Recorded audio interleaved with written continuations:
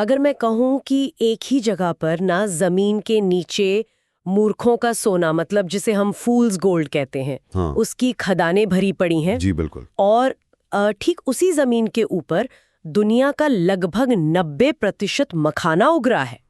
और इतना ही नहीं, मतलब ये वही जगह है जहां एक नदी को इतना पवित्र माना जाता है कि उसके किनारे ज्ञान की प्राप्ति होती है। हाँ, बोध गया में। बिल्कुल। जबकि एक दूसरी नदी भी है जिसे छूने भर से कर्मों का नाश होने का डर है। हाँ। तो शायद पहली बार में यकीन करना थोड़ा मुश्किल होगा। हाँ, ये किसी फैंटेसी उपन्यास की कहानी जैसी लग सकती है, लेकिन ये भारत के एक बेहद महत्वपूर्ण राज्य मतलब बिहार की एकदम जमीनी हकीकत है। सही कहा। आज की इस गहन चर्चा में ना हमारा मकसद सिर्फ नक्शे पर बनी कुछ लकीरों या बोरिंग आंकड़ों को दोहराना नहीं है। बिल्कुल नहीं। हम दरअसल उन परतों को उधेड़ने वाले हैं जो ये तय करती हैं कि कैसे किसी जगह की मिट्टी, वहाँ की नदियाँ और पहाड़ वहाँ रहने वाले करोड़ों लोगों की किस्मत को आकार देते हैं। चलिए फिर इसे थोड़ा खोलकर समझते हैं, क्योंकि ना जब हम भूगोल की बात करते हैं तो अक्सर दिमाग में सिर्फ वो रटने वाले तथ्य आते हैं। हाँ, स्कूलों वाले। जी, लेकिन जब हम गहराई में उतरते हैं ना तो चीजें बहुत दिलचस्प हो जाती हैं। सबसे पहले इसके बुनियादी आकार पर आते हैं। जी, आकार से ही शुरुआत करते हैं। कुल 94,163 वर्ग किलोमीटर के क्षेत्रफल के साथ ये भारत का 12वां सबसे बड़ा राज्य है। बिल्कुल। और इसका आकार लगभग एक आयत, मतलब एक रेक्टेंगल जैसा है। एकदम सही। और ये एक ऐसा आयत है जो उत्तर से दक्षिण की तुलना में ना पूरब से पश्चिम की ओर ज्यादा फैला हुआ है। अच्छा। जी, पूरब से पश्चिम तक इसकी कुल चौड़ाई 483 किलोमीटर है। 483? हाँ, और इस आंकड़े को याद रखने का ना एक बहुत ही शानदार ऐतिहासिक तरीका है। अरे वाह, वो क्या है? अगर हम इतिहास में जाएं तो महात्मा बुद्ध को ठीक 483 ईसा पूर्व में महापरिनिर्वाण प्राप्त हुआ था। ओहो, तो वही 483 की जो संख्या है ना, वही इस राज्य की चौड़ाई भी है। क्या बात है! ये सच में एक ऐसा तथ्य है जो एक बार सुनने के बाद तो दिमाग से नहीं निकलेगा। बिल्कुल नहीं निकलेगा। और अगर उत्तर से दक्षिण की लंबाई की बात करें तो वो 345 किलोमीटर है। जी। सीमाओं को देखें तो ये कोई बंद कमरा नहीं है। ये 3 राज्यों के साथ अपनी सीमाएं बांटता है। उत्तर प्रदेश, पश्चिम बंगाल और झारखंड। हाँ, 3 राज्य और एक देश। बिल्कुल। सबसे महत्वपूर्ण बात तो यही है कि उत्तर में ये नेपाल के साथ 601 किलोमीटर लंबी एक पूरी अंतर्राष्ट्रीय सीमा साझा करता है। जी, 601 किलोमीटर। और इसमें एक बहुत ही दिलचस्प जगह है। कौन सी?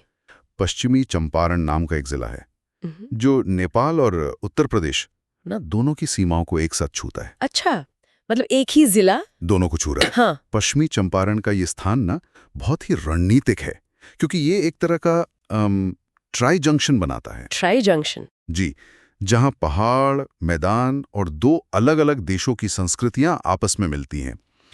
लेकिन भूगोल को समझने के लिए जो सबसे जरूरी चीज है ना, वो है जमीन की बनावट। बनावट मतलब टोपोग्राफी ना? बिल्कुल। इस पूरे राज्य का लगभग 95 से 96% हिस्सा ना पूरी तरह से मैदानी है, एकदम फ्लैट। 95%? और यहीं पर ना मुझे एक उलझन होती है। कैसी उलझन? 95% मैदानी इलाका सुनने में बहुत ही सपाट और एकरस लगता है। मतलब ऐसा लगता है जैसे एक बहुत बड़ा और खाली आयताकार कैनवस हो जिस पर कोई उभार या गहराई ही ना हो। हाँ, सुनने में लग सकता है। तो क्या ये भौगोलिक रूप से थोड़ा उबाऊ नहीं है? मतलब सब कुछ बस फ्लैट है? उबाऊ बिल्कुल नहीं, बल्कि जो बाकी का 4 से 5% हिस्सा है ना, वो इस पूरे 95% मैदान को एक जबरदस्त चरित्र देता है। अच्छा, वो कैसे? आप इसे ऐसे समझें कि ये एक विशाल और मुलायम कैनवस है जिसे ऊपर और नीचे से बेहद कठोर और प्राचीन पहाड़ों ने ना एक फ्रेम की तरह कसकर रखा हुआ है। मतलब एक फ्रेम के अंदर एक मैदानी कैनवस। एकदम सही। उत्तर में पश्चिमी चंपारण के पास शिवालिक पर्वत की सोमेश्वर श्रेणी है, जिसकी सबसे ऊंची चोटी न सोमेश्वर किला है, जो लगभग 873 मीटर ऊंची है। 873 मीटर? तो ये हिमालय का हिस्सा हुई ना? जी बिल्कुल, ये नवीनतम हिमालयी हलचलों का हिस्सा है। और दक्षिण में एकदम अलग कहानी है ना? हाँ, दक्षिण में जब हम जाते हैं तो वहाँ कैमूर का पठार मिलता है, जो बहुत ही प्राचीन विंध्य पर्वत का हिस्सा है। विंध्य पर्वत। जी, और वहां से और पूर्व की ओर अगर गया और मुंगेर जाए ना, तो वहां धरती की सबसे पुरानी चट्टानों में से एक मिलती हैं। सबसे पुरानी चट्टानें? हाँ, धारवाड़ क्रम की क्रिस्टलीय ग्रेनाइट चट्टानें। तो आप देखिए, एक तरफ हिमालय की नई नवेली पहाड़ियां और दूसरी तरफ करोड़ों साल पुरानी कठोर चट्टानें। अरे वाह। और इन दोनों के ठीक बीच में बिछा है ये विशाल 95% वाला मैदान। ये तो बहुत ही कमाल का कॉन्ट्रास्ट है। और इस विशाल और शांत दिखने वाले मैदान में जान फूंकने का काम करती हैं यहाँ की नदियाँ। नदियां ही तो असली शिल्पकार हैं यहाँ की। बिल्कुल। जो ताकतें इस भूभाग को हर दिन तराश रही हैं ना, वे सच में हैरान करने वाली हैं। गंगा नदी इस राज्य की सबसे बड़ी धमनी है। जी बिल्कुल, बीच से निकलती है। हाँ, ये बीचों बीच से गुजरते हुए राज्य को उत्तरी और दक्षिणी दो हिस्सों में बांटती है। बिहार के अंदर इसकी कुल लंबाई 445 किलोमीटर है। गंगा मुख्य आधार जरूर है, लेकिन इस मैदान का जो असली स्वभाव है ना जी, वो वे नदियां तय करती हैं जो उत्तर में हिमालय से और दक्षिण में पठारों से आकर गंगा में मिलती हैं।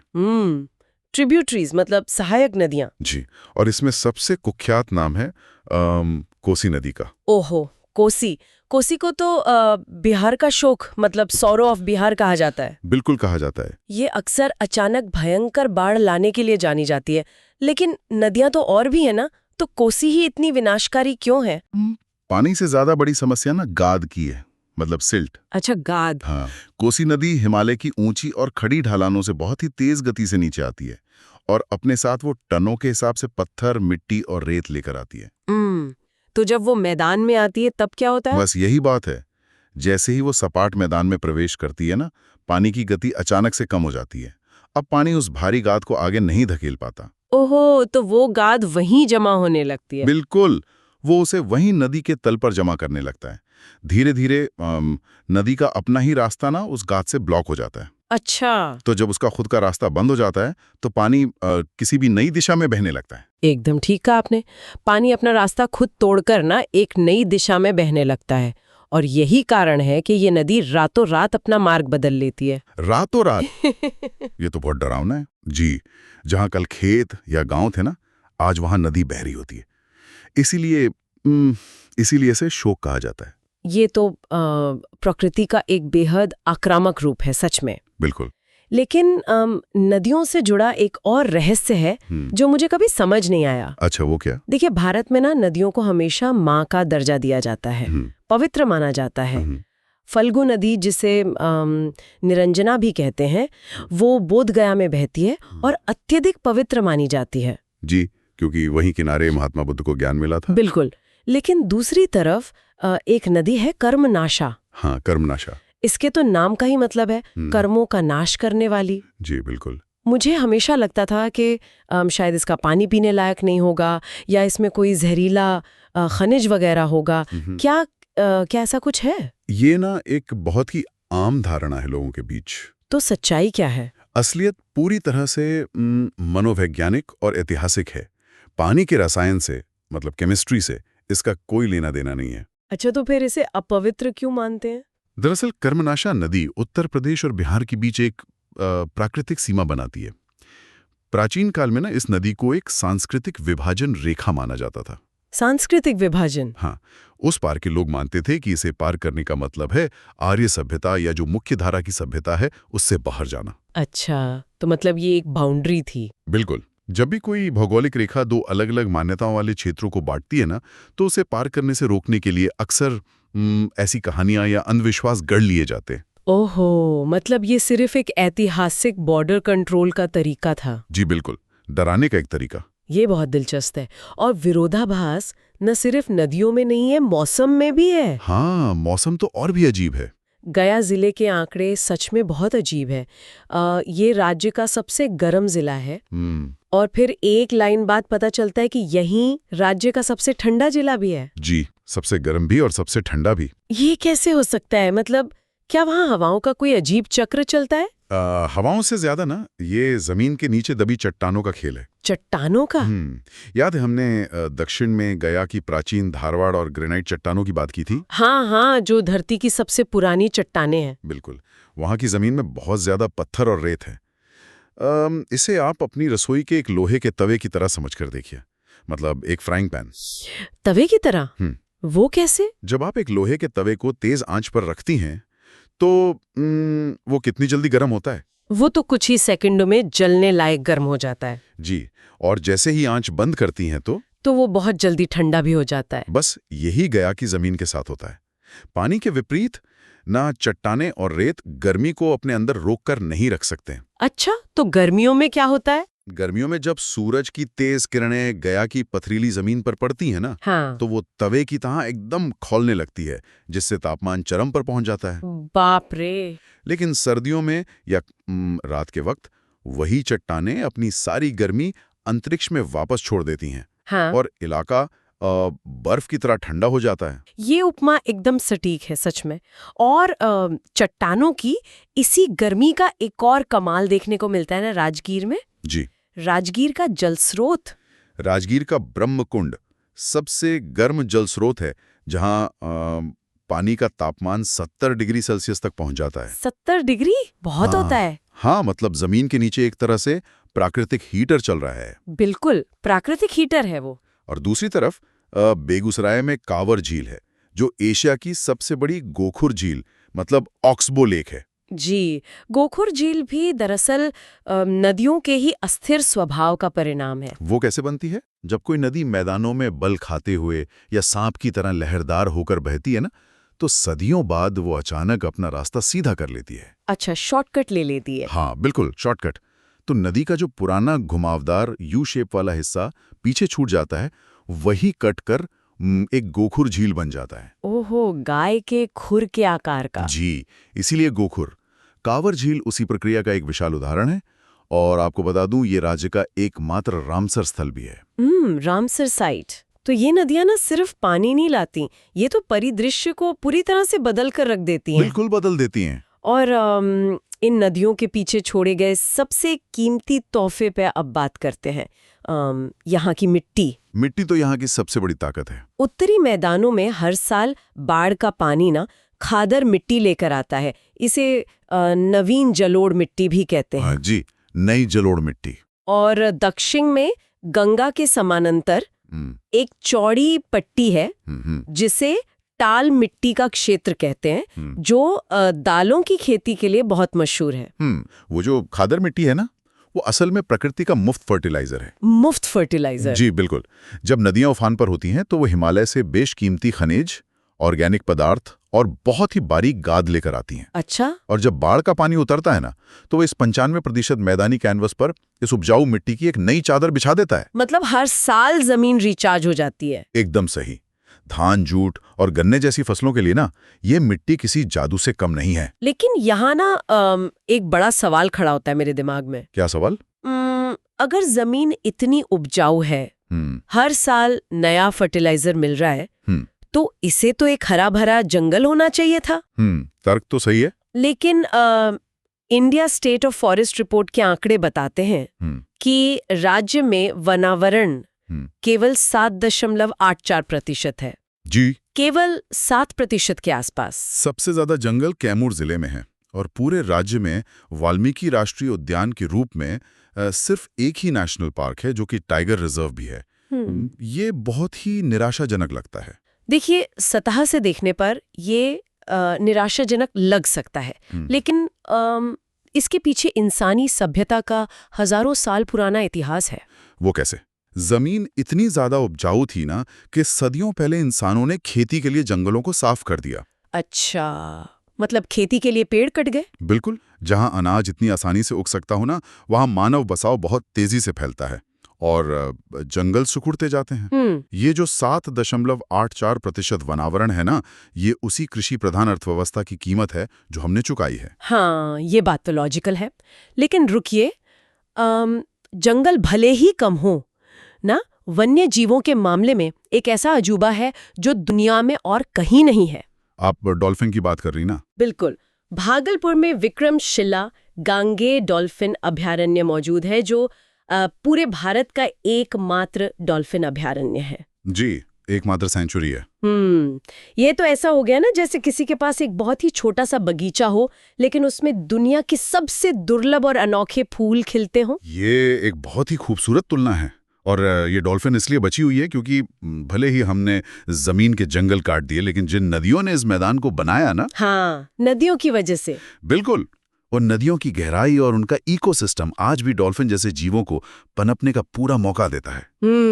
वही बाढ़ का पानी जो किनारों पर तबाही लाता है ना, नदी के बीचों बीच एक गहरा और सुरक्षित जलीय घर बनाता है। सच में ये तो कुदरत का एक बहुत ही बारीक संतुलन है। जी बिल्कुल। और जब हम जमीन की बात कर ही रहे हैं ना, तो अब उस छिपी हुई संपत्ति की ओर मुड़ते हैं जो इस राज्य के भूगोल को और भी पेचीदा बनाती है। खनिजों की बात। हाँ, क्योंकि बिहार का नाम सुनते ही ना दिमाग में सिर्फ खेती आती है जी, लेकिन जमीन के नीचे जो है वो किसी खजाने से कम नहीं है। बिल्कुल खजाना है। रोहतास जिले में भारत का 95% पाइराइट्स पाया जाता है। इसे ही मूर्खों का सोना या फूल्स गोल्ड कहा जाता है ना। जी हाँ, मूर्खों का सोना इसलिए क्योंकि ये पीला और चमकदार होता है, एकदम असली सोने जैसा। अच्छा, तो लोग धोखा खा जाते थे। बिल्कुल, सदियों से खदान में काम करने वाले लोग इसे देखकर धोखा खा जाते थे कि उन्हें असली सोना मिल गया है। ओहो, तो असल में ये क्या होता है? असल में ये आयरन सल्फाइड होता है। हालांकि ये असली सोना नहीं है, लेकिन इसका औद्योगिक महत्व बहुत ज्यादा है। इंडस्ट्री में काम आता है मतलब? जी, इसका उपयोग सल्फ्यूरिक एसिड बनाने में होता है, जो आगे चलकर उर्वरक या फर्टिलाइजर बनाने के काम आता है। अरे वाह! तो एक तरह से आप कह सकती हैं कि ये नकली सोना ही खेतों में असली हरा सोना मतलब फसलें उगाने में मदद कर रहा है। ये तो बहुत ही शानदार बात है। और बात सिर्फ मूर्खों के सोने तक सीमित नहीं है ना।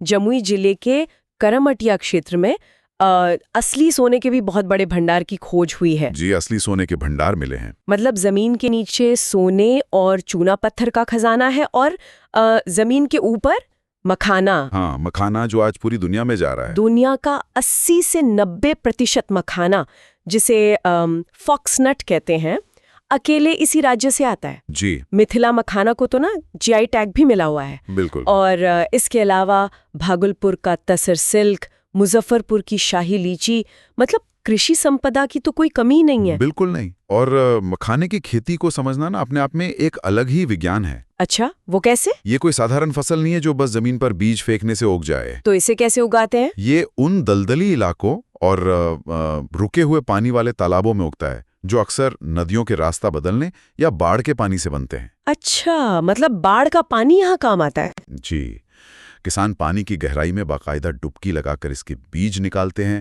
फिर उन्हें एक बेहद जटिल प्रक्रिया के तहत भूनते हैं, तब जाकर वो सफेद मखाना बाहर आता है। बाप रे, ये तो बहुत मेहनत का काम है। बिल्कुल, ये वहाँ की जल जमाव वाली भौगोलिक स्थिति का ना एक बेहतरीन उपयोग है। तो अब यहाँ ना मेरी एक बहुत बड़ी धारणा टूट रही है और मैं उसे समझना चाहती हूँ। बताइए, क्या धारणा? अगर इस राज्य के पास असली सोना है, फूल्स गोल्ड है और मखाने जैसी दुनिया पर राज करने वाली कृषि उपज है जी, तो क्या इसी भारी भरकम संपत्ति और सोने की वजह से यहाँ इतनी ज्यादा आबादी आकर बस गई? ये सवाल बहुत लोग पूछते हैं। क्योंकि डेमोग्राफिक्स के मामले में ना जो आंकड़े हैं वो सच में डराने वाले हैं। यहाँ का जनसंख्या घनत्व भारत में सबसे अधिक है, 1106 व्यक्ति प्रति वर्ग किलोमीटर। जी, 1106। और शिवहर तो क्षेत्रफल में सबसे छोटा जिला है, लेकिन वहाँ जनसंख्या घनत्व 1880 व्यक्ति प्रति वर्ग किलोमीटर है। आपकी ये धारणा ना बहुत आम है, लेकिन खनिजों या सोने की वजह से ये आबादी नहीं बसी है। अच्छा, देखिए, इंसान सोना खाकर तो जिंदा नहीं रह सकता ना। हाँ, ये भी है। तो फिर इतना भयानक जनसंख्या दबाव कैसे पैदा हो गया? मैं समझाता हूँ। हाँ। मतलब 1880 व्यक्ति प्रति वर्ग किलोमीटर, तो ऐसा लगता है जैसे आप किसी मेट्रो ट्रेन के उस डिब्बे में फंसे हो जो कभी खाली नहीं होता। मेट्रो के डिब्बे वाली उपमा बिल्कुल सटीक है आपकी, क्योंकि पूरे भारत का औसत जनसंख्या घनत्व महज 382 है, जबकि यहाँ शिवहर में ये 1880 है। तो इसका असली कारण क्या है फिर? इसका असली कारण है भूगोल और वो खादर मिट्टी जिसकी हमने पहले बात की थी। अच्छा, वो मुफ्त फर्टिलाइजर वाली मिट्टी। बिल्कुल। ऐतिहासिक रूप से ना मानव सभ्यताएं वहां पनपती हैं जहां पेट भरना सबसे आसान होता है। रोहतास जैसे इलाके जिन्हें धान का कटोरा या राइस बॉल कहा जाता है, और कोसी गंडक के मैदानों ने सदियों तक एक बहुत बड़ी आबादी का आसानी से भरण पोषण किया।